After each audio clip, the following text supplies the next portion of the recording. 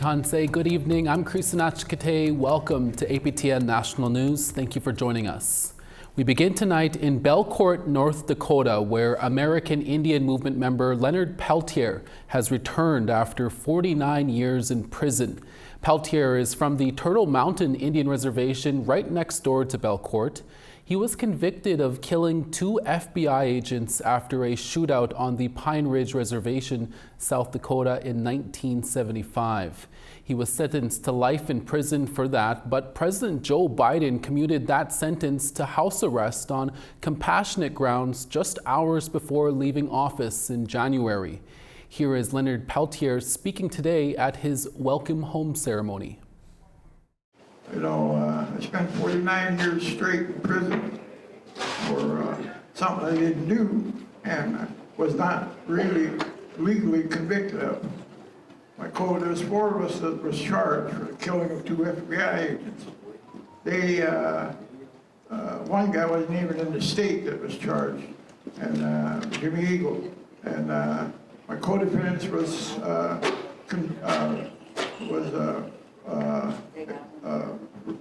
found not guilty by reasons of self-defense. They were able to prove and show what the government was doing. They killed over 60 Lakota people over there. All you have to do is look up the church investigation committee, and they found 62 natives were killed. And so they said, put the full weight of the American government on Leonard Peltier. We need a conviction. This is our last time to get a conviction. When I was no more guilty than my co-defendants. And so I spent 49 years. I didn't think I was going to make it. I'm 80 years old now. I was a young man when I went in. I was 32. And APTN's T.R. Wheatley is in Belcourt, North Dakota, right beside the Turtle Mountain Reservation, which is the home community of Leonard Peltier. She wasn't able to speak to Leonard directly, but did get to speak to longtime American Indian Movement member Terry Nelson, who is from the Roseau River First Nation south of Winnipeg. Here's what Terry had to say about Peltier coming home ceremony. Thanks. So we're here at the Sky Dancer Entertainment Center where they've been welcoming home Peltier all day. And I have with me Terry Nelson, counselor with Roseau River in Manitoba. Tell me a little bit about why you decided to come here today. Well, we know a lot about what Peltier went through. And 49 years, I mean, he's in jail. But he did mention one thing there, and that is that there were over 60 people that died on our side, and I remember there was hundreds of thousands of bullets shot at the AIM people at that time. And the racism that is in the United States is nobody went to jail for any of those over 60 people that died at that time. So it's still lots of racism over here, still lots to deal with. And we're just here happy to know that Leonard is out, but to remind people that over 60 people died there that didn't have, nobody went to jail for. And in your earlier days, Mr. Nelson, you were tied to AIM as well? I served 11 years on the Grand Governing Council, and the so-called Canada and United States, Americans and Canadians, I mean, we're Anishinaabe, we're on both sides of the border. And these are our relatives here too at Turtle Mountains. And so you made the trip this morning as well, but you were here, the drums were going earlier, grand entry, and the pride. Just tell me what that moment felt like for you. Well, we're Midewin. Okay, so that's our spiritual teachings, and one of the things I wanted to do for Leonard was to sing him a song from Midewin, because Leonard's been in jail a long, long time, and he didn't get to go to Sundance, he didn't get to be with his Midewin people and those kind of things. So, my biggest honor was that Dennis Banks had asked me to do his funeral. And I did that in Midewin, and we buried Dennis with all the rights of the Medewin. So this is what we're carrying right now for Leonard also. All right, I just want to thank you for your time today, Mr. Nelson, and back to you in the studio. Thanks, TR. RCMP in Saskatchewan have announced 2 arrests in the quadruple homicide that occurred in the Kettle, Nakoda Nation more than 2 weeks ago. At a press conference late this afternoon, RCMP announced that 18-year-old Darius Reset has been charged with 4 counts of first-degree murder. A youth who cannot be named due to his age is also in custody and expected to be charged later today with the same charges. 2 men and 2 women were murdered in the Kettle, Nakoda Nation on February 4th. RCMP continued to believe the homicides were targeted. RCMP also say 29-year-old Keegan Panapakisik, the man involved in a gun incident in Zakame, Anishinaabeg, just hours after the bodies were found in CTK, was not involved in the CTK incident. We'll have more on the arrests shortly on our website and here on the news tomorrow at 1 p.m. Eastern Time. 2 people are facing various charges following 2 separate home invasions on the Birdtail Sioux First Nation in Manitoba. According to the Manitoba First Nations Police Service, in both incidents, it is alleged that a group of individuals committed violent invasions on 2 separate homes, injuring 3 different men. As we first reported on Tuesday, Birdtail Sioux First Nation Chief Lindsey Bunn Jr. was among the victims. He was hospitalized following one of the assaults. Police say a 34-year-old Christopher Wasteste was arrested on scene and is facing 3 charges of assault causing bodily harm and 2 charges of break and enter with intent. 23-year-old Eric Chalmers was also arrested later following the incidents. He faces 1 charge of assault causing bodily harm and 1 charge of break and enter with intent. A warrant has been issued for a 3rd individual. RCMP continue to investigate. After more than a century, the Haida Nation is getting their land back. The Haida signed a historic agreement with Prime Minister Justin Trudeau on Monday to recognize their title over the Haida Gwaii Islands in British Columbia's north coast. Trudeau held back tears, telling the Haida Nation that he couldn't think of a better place as one of his final stops as Prime Minister. Haida Gwaii belongs to you, the Haida people.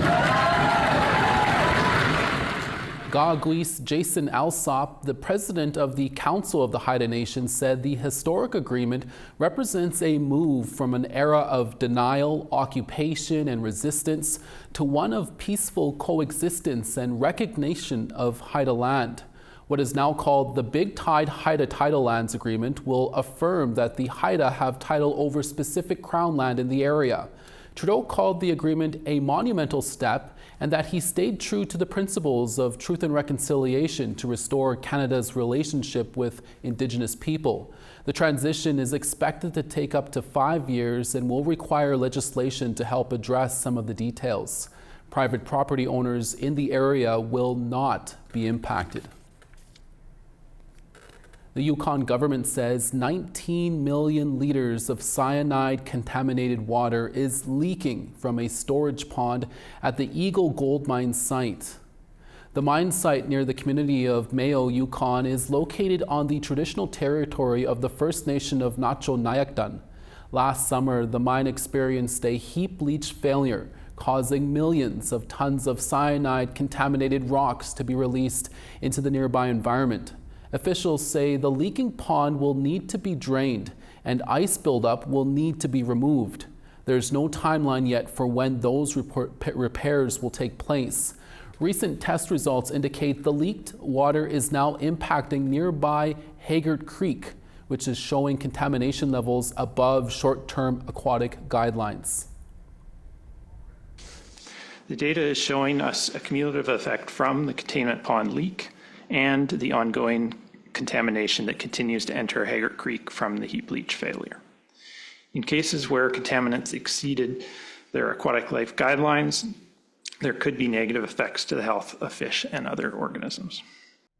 When we return, we will bring you an update on one of the men involved in the shooting deaths of 2 Métis hunters in Alberta. We'll be right back.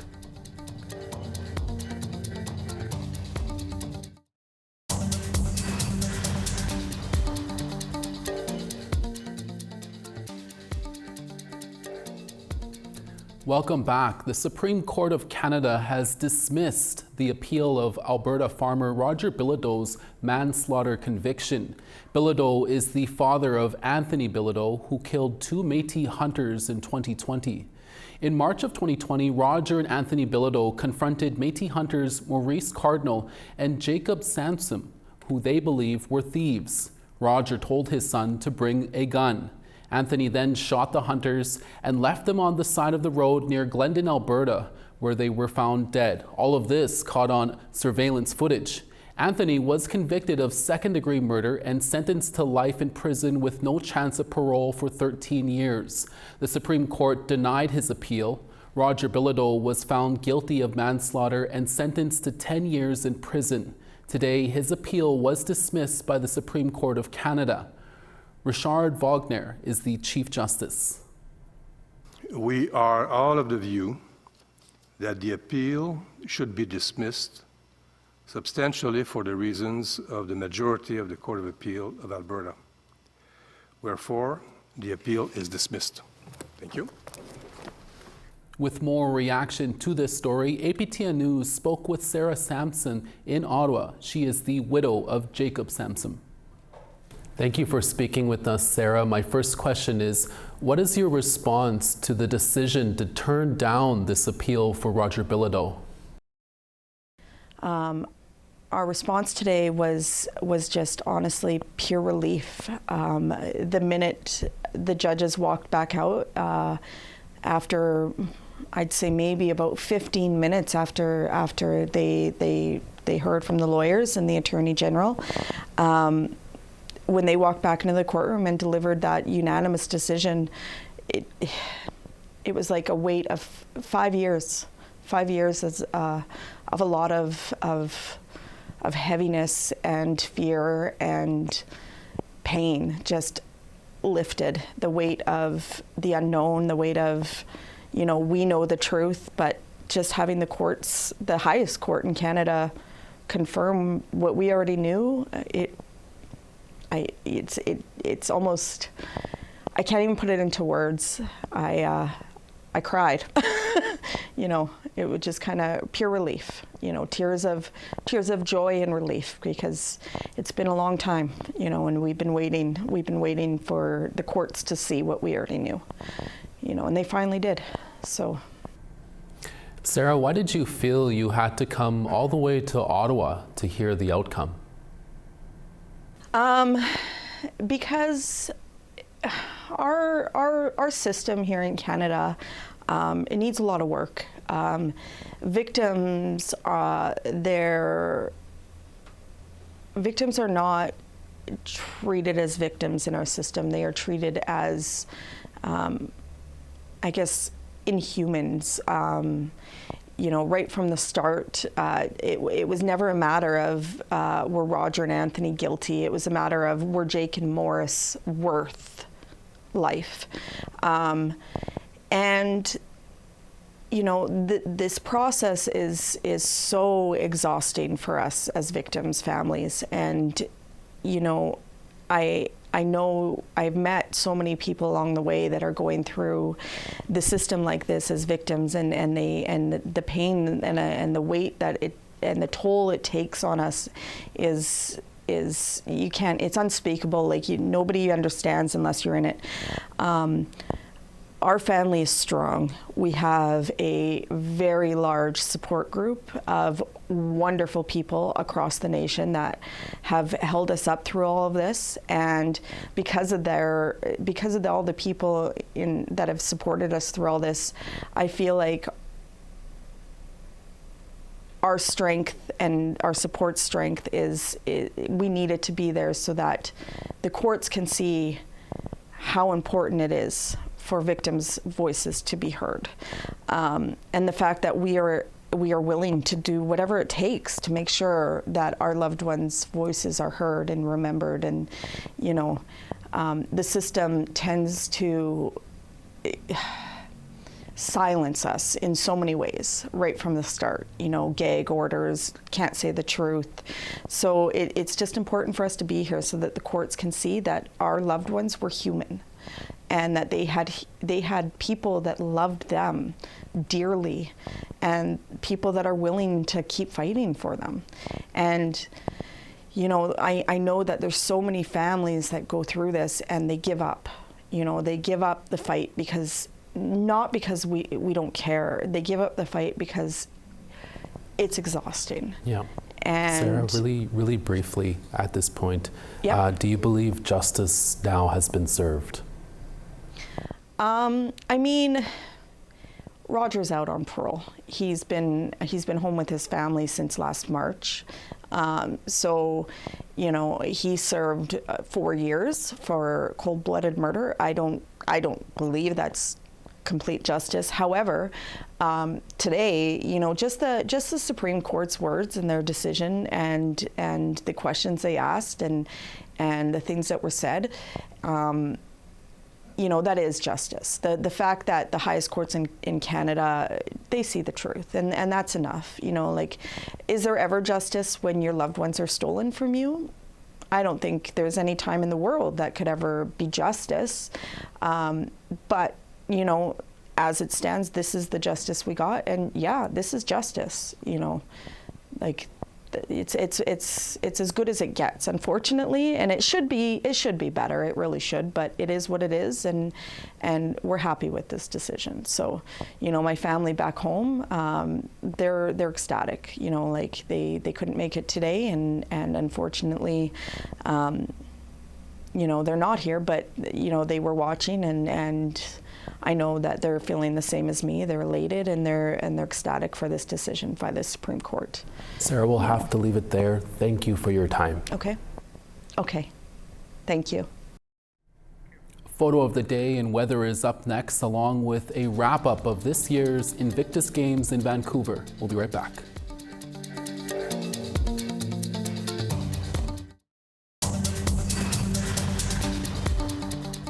Welcome back. Time now for our photo of the day. James Moore found himself looking down at Sandy Lake, Ontario while the sun set, and he could not help but think about us and sent this pic in. Thanks, James, for that.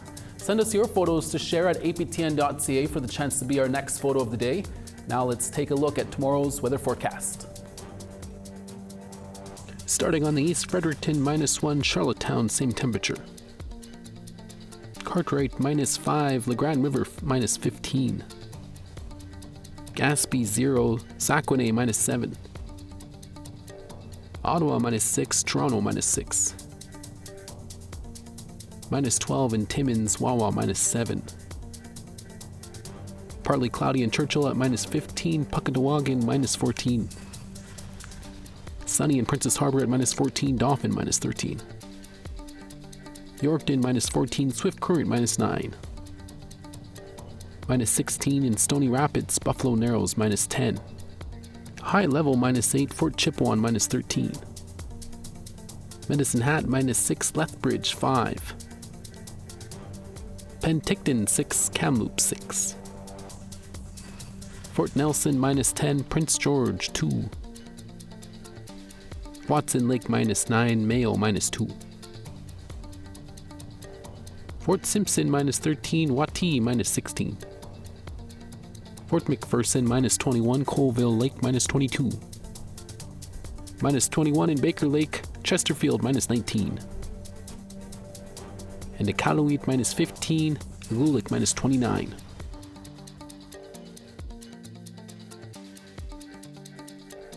The Invictus Games just concluded in Vancouver, and as APTN's Tina House tells us, there were many highlights during the 10 days of competition that included injured war veterans from around the globe.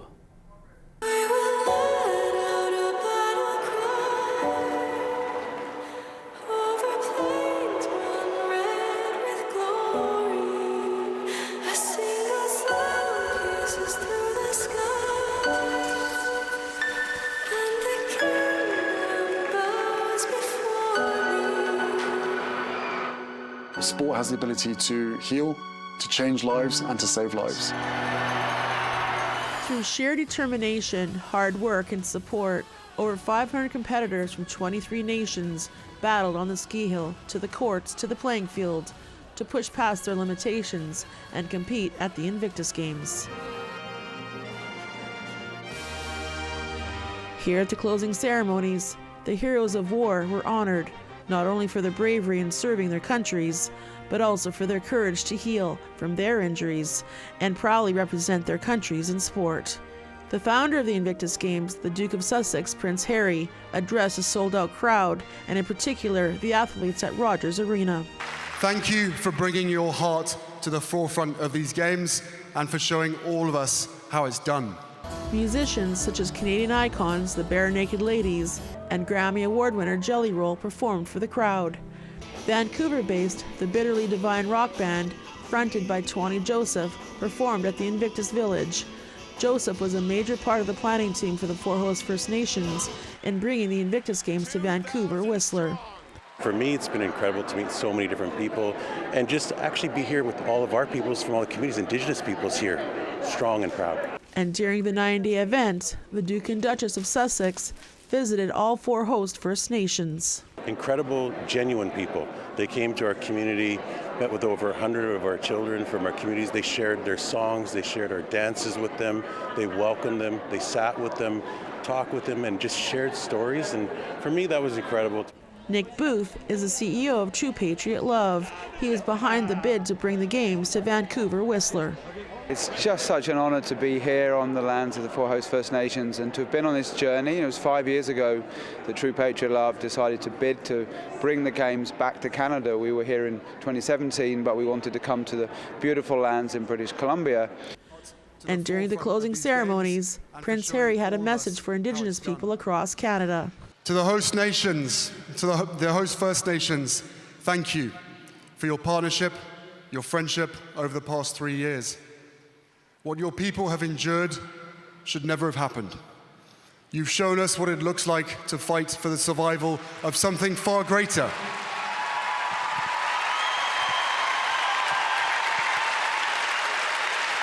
Something far greater.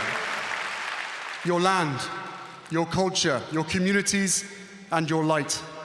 You show the world how to move forward, armed with the truth in order to achieve reconciliation. And for that, we are forever grateful.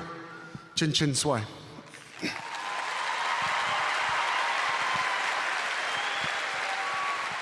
The next Invictus Games takes place in Birmingham, England in 2027. Tina House, APTN National News, Vancouver. And that's your evening newscast for this Wednesday, February 19th. We're back again tomorrow for your daytime newscast. Make sure to join us then. From all of us at APTN National News, hi miigwech masicho kwana. Thank you for watching, and we'll see you again. Ekse.